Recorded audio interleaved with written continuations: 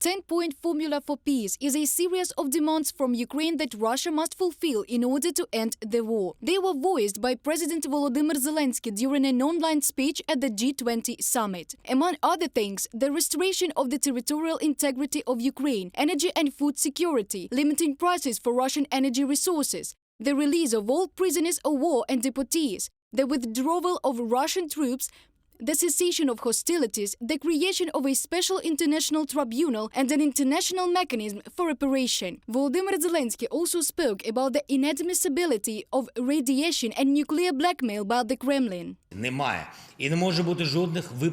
There can be no justification for nuclear blackmail, and I thank you, G19, for making this clear. But please use all your might to force Russia to drop any nuclear threats. I want this aggressive Russian war to end fairly and on the basis of the UN Charter and international law. We will not let Russia wait out, build up its forces, and then start a new series of terror and global destabilization. I am sure that now it is necessary and possible to stop the destructive Russian war. The position of the Ukrainian president was supported by world leaders. In the UK, for example, they are ready to increase support for Kyiv and guarantee the implementation of grain agreements. We pledged our support for the UN-brokered deal to keep grain shipments moving in the Black Sea. That deal, I'm pleased to say, has now been renewed. 2/3 of Ukraine's wheat goes to developing countries. With famine looming, it is desperately needed, and Russia must uphold its part of this deal. Mr. Speaker, yesterday I held my first meeting with President Biden. We pledged to redouble our support for Ukraine and to continue deepening our cooperation, including on energy security. The United States does not see Russia's desire for de-escalation. On the contrary, they stressed that while the representatives of the G20 were meeting in Indonesia, the Russian army carried out a massive shelling of peaceful Ukrainian cities. While Russia seems to have heard the G20's message on the grain deal, President Putin continues to ignore global calls for de-escalation, choosing instead to escalate, raining down scores of missiles on infrastructure across Ukraine that provides heat, water, and light to millions of civilians. Amid the pro-Ukrainian position of world leaders, there was no constructive response from the Russian Federation. The execution of Formula of Peace was called unrealistic in the Kremlin. According to experts, the failure of the Russian delegation at the G20 summit is another example of the diplomatic defeat of the enemy.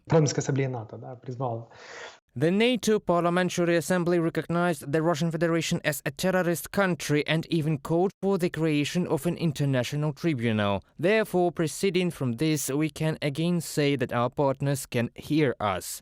Yes, of course they understand that the war, for example, is not in the hands of anyone, but they also understand that in this case just sitting down and rewinding everything will not work. There should be responsibility of Russia and punishment of it and payment of reparations by it and so on. Russia is obviously not ready for such negotiations yet. That is when the state is ready to go for this, then well, now we have a clause that we are not negotiating with Putin. It can be corrected. Then Russia will follow the absolutely justified, rational scenario that Zelenskyy is talking about.